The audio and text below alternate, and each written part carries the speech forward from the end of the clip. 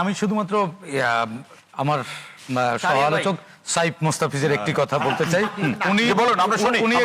উনি একটি আলোচনা করছে যে জুলাই মব কিনা।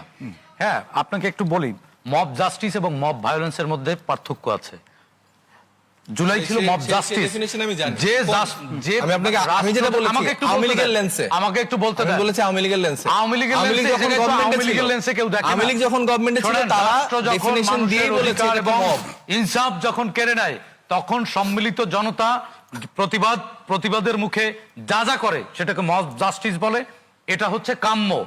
আর জুলাই গণঅভ্যুত্থানের পরে যেটা হয়েছে যে মানতে বাধ্য করা, এটা লাগবে, শাপলা প্রতীক লাগবে, তাহলে অমুক লাগবে তমুক লাগবে, এটা হচ্ছে মব ভায়োলেন্স। এই 12 ফেব্রুয়ারির পরে কোথায় মব এটা নির্বাচন কমিশন ঘেরাও, যমুনা ঘেরাও, নানান ধরনের ঘেরাও আমরা দেখেছি। ঠিক আছে, এটা হচ্ছে মব ভায়োলেন্স, মানে ভায়োলেন্স সৃষ্টি করে তার যাই হোক, এটা ফতোয়া না। আপনার শাপলা না হলে নির্বাচন হতেই দেবেন না। এটা হচ্ছে মব ভায়োলেন্স। 12 তারিখের পরের বাংলাদেশে এই যে গণতান্ত্রিক যাত্রা আজকে শুরু হলো বা কালকে শুরু হলো, সেই বাংলাদেশে আমরা মব ভায়োলেন্স চাই না। সেটা আপনিও নিশ্চয়ই চান না। আরেকটি কথা আপনি বলেছেন যে জুলাই শুধুমাত্র আপনারা যদি মানে মোমেন্টাম, আপনারা সেটা ক্রেডিট দাবি করেন। জুলাইয়ের আপনারা বলতে কি বলছেন? 21 জুলাই এনসিপি 21 জুলাই শোনেন, এনসিপি জুলাইতে ছিল না। আগে একটু শোনেন পরে বলেন। সাধারণ জনগণের কথা বলেন। আগে একটু শোনেন। 21 জুলাই হাসনাত নিজের সংবাদ সম্মেলন করে ঘোষণা দিয়েছিল, I was the reporter who covers that assignment. বলেছে আমাদের দাবি পূরণ হয়ে গেছে, এখন ক্যাম্পাস খুলে দেন, আমাদের হলগুলো খুলে দেন, আমরা ক্যাম্পাসে ফিরে যাব, আমাদের দাবি পূরণ হয়ে গেছে। এটাও তো জানার কথা। Let me finish. তারপরে কাদের সেই সময় থেকে বলছিল, লেট মি ফিনিশ ভাই, আপনি অনেক বেশি জানেন, ভুল তথ্য দেন। আমি অবশ্যই আপনাকে সেখানে আমি কম জানি, একটু বলতে দেন। জুলাইয়ের ইনফরমেশনগুলো নিয়ে আপনারা যদি ভুল তথ্য দেন ভাই, না ভুল তথ্য না, এটাই সঠিক। না মোটেও সঠিক ভাই, আপনি এটাও তো মব করছেন এখন। আপনি ভুল ইনফরমেশন দিয়ে কথা তুলেন না, এটাই তো মব। ভুল ইনফরমেশন দেন। 21 জুলাই বেসরকারি বিশ্ববিদ্যালয়ের ছাত্ররা এবং রাজনৈতিক শক্তি যদি রাস্তায় না নামতো, হাসিনা পতন অবশ্যই হতো না। কারণ আপনাদের দাবি পূরণ হয়ে গিয়েছিল, আপনার ক্যাম্পাস খুলে দিতে বলেছিলেন। আর শাহরিয়ার ভাই আরেকটি কথা বলেছেন যে হবিগঞ্জের এক ছেলেকে এয়ারপোর্টে আটকে রেখে জিজ্ঞাসাবাদ করা হয়েছে।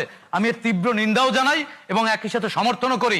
জুলাইয়ে যারা আন্দোলন করেছে সমন্বয়কারীর বা এই যে সাইফ মোস্তাফিজরা কি বলেছে কখনো যে আমরা পুলিশকে মেরে ফেলেছি, পুড়িয়ে দিয়েছি, আপনাদের পরিণতি এটা হবে? সে তো আত্মস্বীকারোক্তি দিয়েছে হত্যার।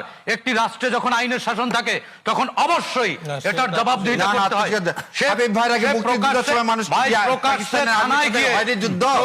থানায় গিয়ে একজন পুলিশ কর্মকর্তাকে পুড়িয়ে মেরে হুমকি দিয়েছে এবং সত্য সেই জায়গা থেকে জবাবদিহিতা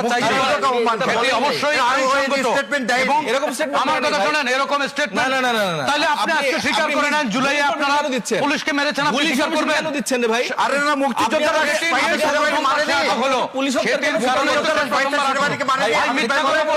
মিথ্যা কথা চিল্লে বললে আবিব ভাই বললো, আমি তো বাংলাদেশের ওই ছেলে থানায় গিয়ে বলেনি যে আমরা অমুক এসআই কে পুড়িয়ে মেরে ফেলেছি, বলেনি। কে মিথ্যা কথা বলছেন? মিথ্যা কথা বলছেন এলাকাবাসী। কি তখন তাকে আটক করছিল কেন বলেন? তখন তাকে আটক করছিল কেন? তখন তো ইউনূস সরকার, ইন্টারিয়াম সরকার ছিল, তখন তাকে কেন আটক করেছিল? পরের দিন আপনারাই তো মব করে আবার তাকে ছাড়তে বাধ্য করেছেন। হ্যাঁ, সুতরাং আমার কথা শোনেন, আংশিক সত্য আংশিক মিথ্যা এটাকে কি বলে আমি জানি না, তবে এটাকে মনে হয় বাটপারি বলে। রাজনীতির মহত্ব করেন, রাজনীতির নামে আসলে ধন্যবাদ।